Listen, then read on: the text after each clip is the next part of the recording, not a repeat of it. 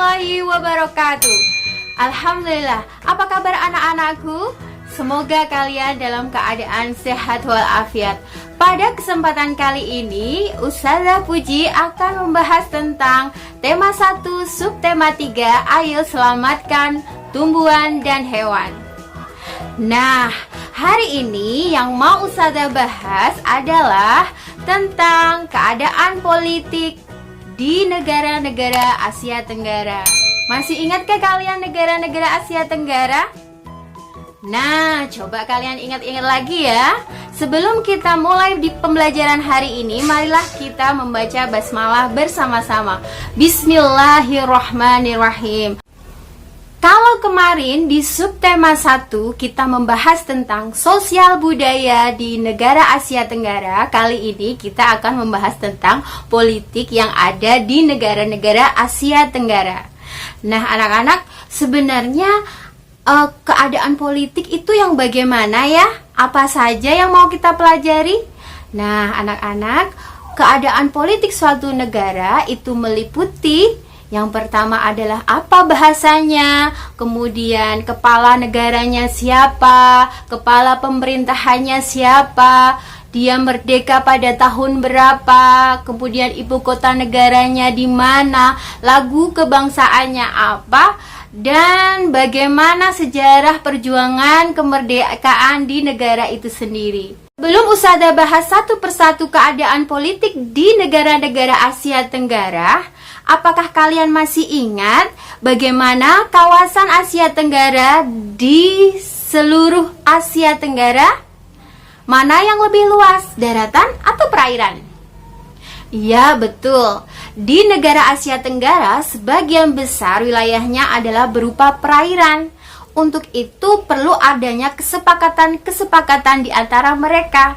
Karena itu, di masing-masing negara memiliki pemerintahan yang berbeda-beda. Akan tetapi meskipun berbeda-beda, mereka sebenarnya masih mempunyai kesamaan.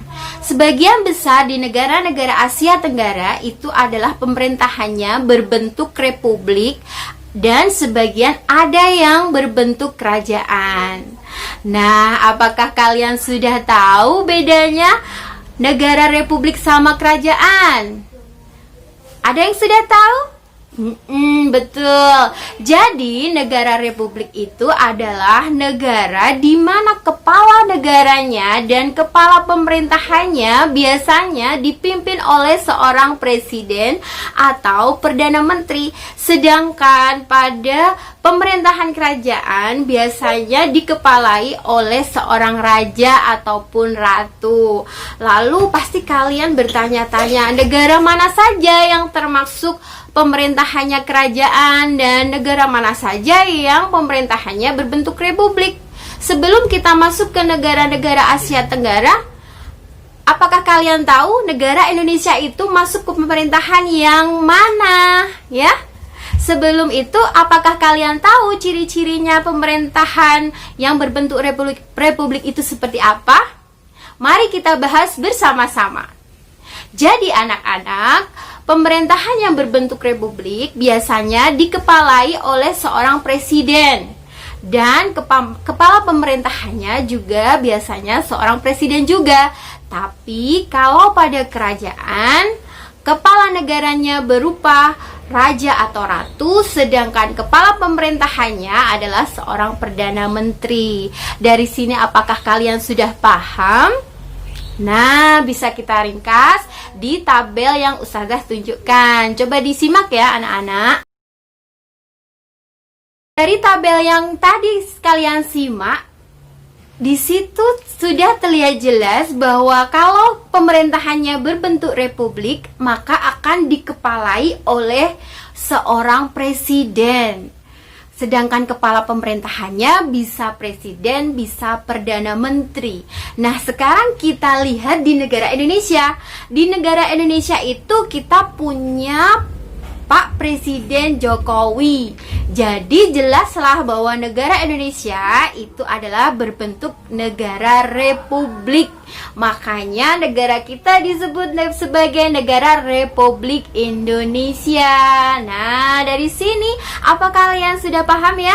Insya Allah Ustazah yakin kalian sudah paham. Nah, selain negara Indonesia, ada negara-negara lain yang juga menganut pemerintahan republik, yaitu Singapura, Filipina, Myanmar, dan Vietnam. Sekarang kita membahas tentang negara Brunei Darussalam. Masih ingatkah kalian dengan kampung apung atau desa terapung? Ya, dia berada di Brunei Darussalam. Dan Brunei Darussalam terkenal dengan minyak buminya. Sekarang bagaimana dengan politiknya? Jadi negara Brunei Darussalam adalah negara berbentuk kerajaan. Jadi dia di pemerintahnya dikepalai oleh seorang raja atau ratu terkenal, yaitu Sultan Haji Hassanal Bolkiah Muizzaddin Wadadah. Dengan ibu kota Bandar Sri Begawan, Brunei Darussalam memiliki bahasa Melayu dan bahasa Inggris sebagai bahasa sehari-hari. Mata uang di Brunei Darussalam disebut Brunei Dollar. Sedangkan jumlah penduduknya kurang lebih 400.000 jiwa pada tahun 2014. Kemerdekaannya pada tahun 1984. Negara yang memiliki lagu nasional Allah Peliharakan Sultan adalah negara kecil yang terletak di bagian utara Pulau Kalimantan dengan penghasilan yang sangat besar di bidang minyak bumi, sehingga pendapatan per kapitanya adalah merupakan negara yang paling besar di Asia Tenggara. Sebenarnya Brunei Darussalam adalah negara jajahan Inggris. Dia merdeka pada tahun 1984. Negara ini memiliki sistem pemerintahan dengan kesultanan Islam yang dipimpin oleh seorang sultan. Dengan patung Murungganya adalah termasuk negara yang berbentuk kerajaan. Nah, negara Malaysia ini memiliki kepala negara Sultan Muhammad V, kepala pemerintahan berupa datuk, ibu kota Kuala Lumpur, dan bahasa yang mereka pakai adalah bahasa Melayu, Inggris, Cina, dan Tamil. Mata uang di negara Malaysia adalah ringgit dengan luas wilayah 330.000 km persegi, memiliki jumlah penduduk 31 juta jiwa dengan lagu kebangsaan negaraku. Negara Malaysia adalah negara jajahan Inggris yang sempat juga dijajah oleh Jepang. Waktu itu pada masa Perang Dunia Kedua, Jepang sempat menduduki Malaka, kemudian Inggris juga berhasil menguasai semenanjung Malaysia di tahun 1945. 3 tahun kemudian, Inggris membentuk Federasi Malaysia. Di tahun 1957, Federasi Malaysia berhasil mendapatkan kemerdekaannya sehingga Inggris menyerahkan Penang dan Malaka. Sejak saat itulah Malaysia merdeka. Negara Myanmar yang terkenal dengan negara pagodanya karena memiliki banyak patung-patung, karena dia menganut negara Buddha, adalah negara yang berbentuk republik. Jadi dikepalai dengan seorang presiden, Hitin Kyaw namanya, dengan ibu kota Nay Pyi Taw. Bahasa nasional Myanmar mata uang Kyat dengan luas wilayah 676.000 km persegi. Jumlah penduduknya melewati 55 juta jiwa. Mereka memiliki lagu nasional yang berjudul Kaba Maki. Pada tahun 1948, Myanmar menjadi negara yang merdeka dengan sistem demokrasi parlementer. Perdana Menteri yang pertama bernama UNO. Pada tahun 1958, pihak militer dipimpin oleh Jenderal U Ne Win menjatuhkan UNO.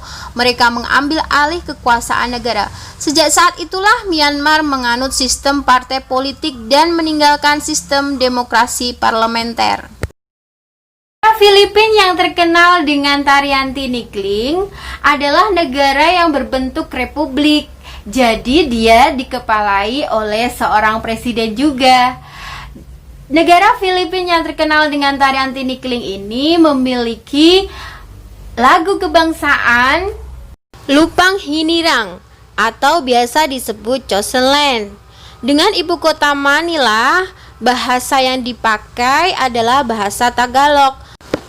Dengan luas wilayah 343.000 km persegi, jumlah penduduk Filipina mencapai 107 juta jiwa. Mata uang negara Filipina adalah peso. Nama Filipina berasal dari Philip II. Dia adalah raja Spanyol di abad 16 saat Filipina dikuasai Spanyol. Pada tahun 1898, Spanyol menyerahkan kekuasaan atas Filipina ke Amerika Serikat setelah Perang Spanyol-Amerika. Setelah diduduki oleh negara Amerika Serikat pada tahun 1945, Amerika Serikat berhasil membebaskan Filipina sehingga Filipina memproklamasikan kemerdekaannya pada tanggal 4 Juli 1946 yang dikenal sebagai Hari Republik. Yang selanjutnya adalah negara Singapura. Negara Singapura adalah negara yang berbentuk republik. Dia memiliki bahasa Inggris, Melayu, Mandarin, dan Tamil. Negara Singapura dikepalai oleh Presiden Halimah Yacob. Kepala pemerintahannya dikepalai oleh Perdana Menteri Lee Hsien. Negara Thailand. Negara Thailand memiliki kepala negara Maha Vajiralongkorn, kepala pemerintahan Perdana Menteri General Prayut Chan-o-cha. Jadi jelaslah bahwa negara Thailand adalah negara yang berbentuk republik. Dengan ibu kota Bangkok, Thailand memiliki bahasa Thai, mata uang Baht ya. Thailand ini adalah satu-satunya negara di Asia Tenggara yang tak pernah dijajah ya anak-anak. Negara Kamboja. Negara Kamboja dikepalai oleh Raja Norodom Sihamoni. Kepala pemerintahan Perdana Menteri Hurisan. Dengan ibu kota Phnom Penh ini, negara Kamboja merupakan negara yang berbentuk kerajaan.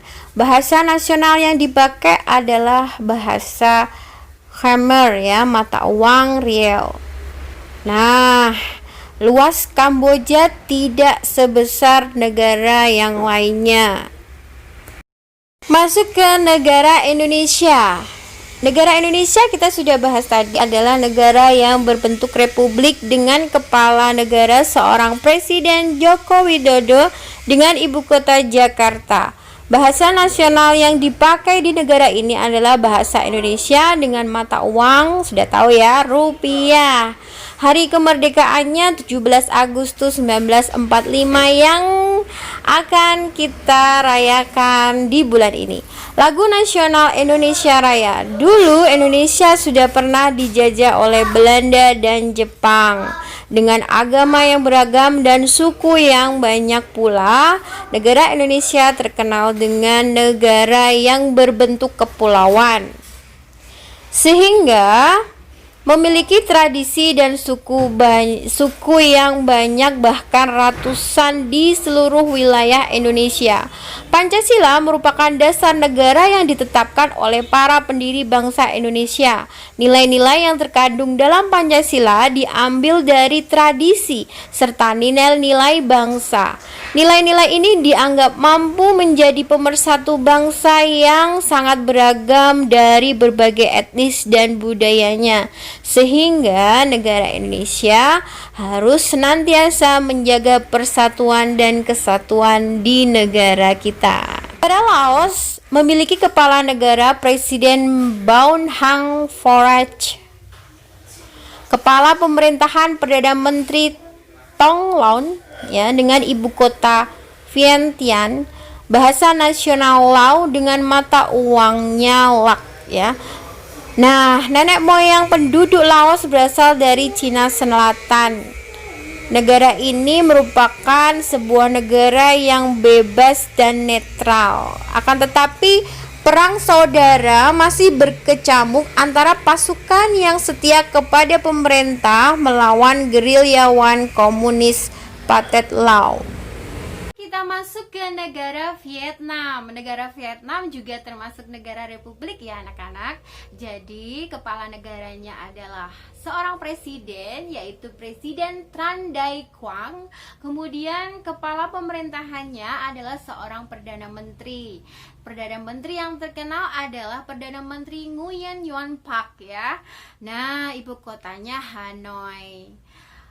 Dulu kaum komunis Vietnam itu merupakan negara sosialis. Jadi negara Vietnam ini adalah negara sosialis yang merupakan kumpulan dari partai-partai komunis di Vietnam. Presiden itu merupakan kepala negara yang sekaligus menjadi pimpinan militer ya. Perdana Menteri dipilih untuk menjalankan pemerintahan. Penduduk awal Vietnam berasal dari lembah Sungai Merah sekitar tahun 5000 tahun yang lalu. Mereka bertahan sampai sekitar 207 sebelum Masehi. Mereka ditaklukkan oleh seorang pemimpin Cina yang membentuk kerajaan yang bernama Nam Viet. Nah, itu tadi adalah negara-negara yang ada. Jadi, kalau tadi kita sudah membahas bagaimana politik di negara-negara Asia Tenggara, sekarang kita mau membandingkan bagaimana keadaan politik di satu negara dengan negara yang lain. Pasti ada kesamaan dan juga ada perbedaan. Nah, tugas kalian adalah mencari perbandingan antara dua negara yang berbeda. Kamu bisa pilih Indonesia, Singapura, atau Indonesia dengan Malaysia, atau Indonesia dengan Singapura. Ya, yang jelas kamu pilih dua negara dari salah dua dari negara-negara Asia Tenggara, kemudian kamu cari bagaimana politiknya, kemudian kamu buat diagram Venn-nya. Nah, kalau diagram Venn-nya itu kan pasti ada irisan ya. Nah, irisan ini menunjukkan persamaan dari dua negara itu ya. Apa yang menyamakan di bidang politiknya dari dua negara itu, sedangkan yang di sebelah tepinya itu di masing-masing negara itu menunjukkan perbedaannya. Jadi, kalau kalian mengerjakan perbandingan dua negara di bidang politik dengan diagram Venn, maka jelaslah kalian akan tahu bagaimana perbedaan dan persamaan dari dua negara itu. Kalau kalian sudah melakukannya, nanti maka kita akan tahu bahwa walaupun mereka memiliki perbedaan-perbedaan, akan tetapi pasti di negara-negara Asia Tenggara ini memiliki kesamaan juga ya, karena keadaan wilayah mereka yang hampir sama juga ya, sehingga sedikit banyak kebudayaan, politik, sosial, budaya, dan geografisnya juga hampir sama. Nah, begitulah anak-anak pembahasan kita hari ini. Semoga apa yang kita bahas hari ini menjadi manfaat dan bernilai ibadah oleh Allah Subhanahu wa taala. Kita ucapkan alhamdulillahirabbil alamin. Sampai ketemu lagi di pembelajaran berikutnya, dan jangan lupa jika video pembelajaran ini serasa manfaat untuk kalian, maka sebarkanlah manfaat itu kepada yang lainnya dengan cara klik tombol subscribe dan loncengnya jangan lupa, sehingga kalau ada video pembelajaran dari Ustazah, entah itu tentang eksperimen, entah itu tentang pembahasan bagaimana belajar yang baik, maka kalian akan dapatkan langsung ya. Terima kasih atas perhatian kalian. See you next time, dan wassalamualaikum warahmatullahi wabarakatuh.